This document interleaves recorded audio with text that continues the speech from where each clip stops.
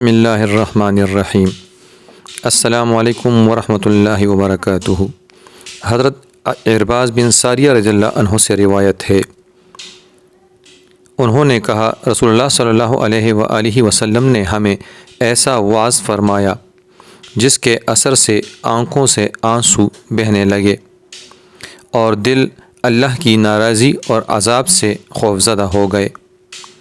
ہم نے عرض کیا، اے اللہ کے رسول صلی اللہ علیہ وآلہ وسلم، یہ تو ایسا وعظ ہے جیسے کسی رخصت کرنے والے کی نصیحت، تو آپ ہم سے کیا وعدہ لیتے ہیں؟ نبی کریم صلی اللہ علیہ وآلہ وسلم نے فرمایا، میں تمہیں روشن شریعت پر چھوڑ رہا ہوں جس کی رات بھی دن کی طرح روشن ہے۔ میرے بعد وہی شخص کجروی اختیار کرے گا جو ہلاک ہونے والا ہو۔ تم میں سے جو کوئی زندہ رہے گا بہت جلد بہت اختلاف دیکھے گا، لہٰذا تمہیں میری سنت اور ہدایت یافتہ خلفائے راشدین کا جو طریقہ معلوم ہو اسی کو اختیار کرنا، اسے داڑھوں کے ساتھ مضبوطی سے پکڑنا اور امیر کی اطاعت کو لازم پکڑنا اگرچہ وہ حبشی غلام ہو، کیونکہ مومن تو نکیل والے اونٹ کی طرح ہوتا ہے، جہاں لے جایا جائے چلا جاتا ہے۔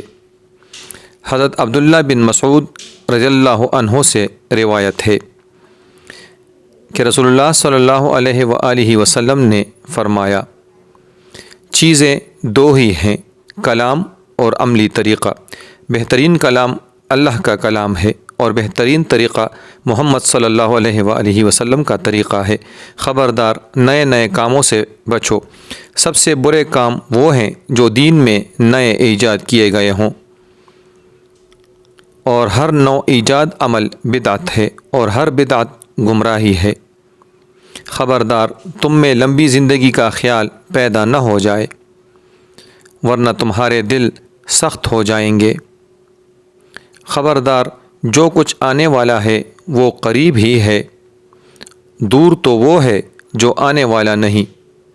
خبردار، بد نصیب وہ ہے جو ماں کے پیٹ میں بد نصیب قرار پا گیا۔ خوش نصیب وہ ہے جس نے دوسروں کے برے انجام سے نصیحت حاصل کر لی۔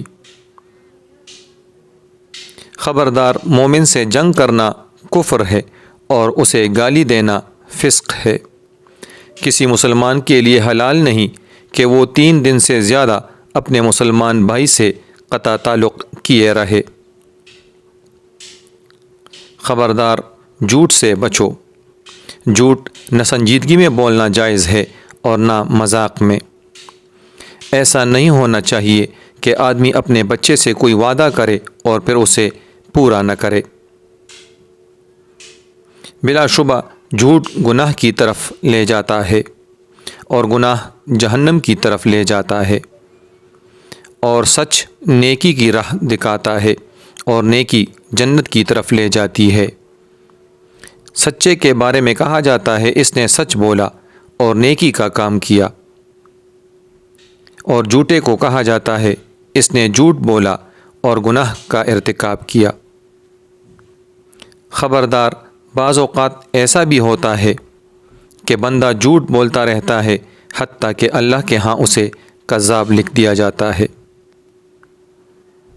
حضرت حذیفہ رضی اللہ عنہ سے روایت ہے، اللہ کے رسول صلی اللہ علیہ وآلہ وسلم نے فرمایا، اللہ تعالیٰ بدعتی کا روزہ قبول کرتا ہے، نہ نماز، نہ صدقہ، نہ حج، نہ عمرہ، نہ جہاد، نہ نفل، نہ فرض۔ وہ اسلام سے اس طرح نکل جاتا ہے جس طرح گوندے ہوئے آٹے میں سے بال نکل جاتا ہے۔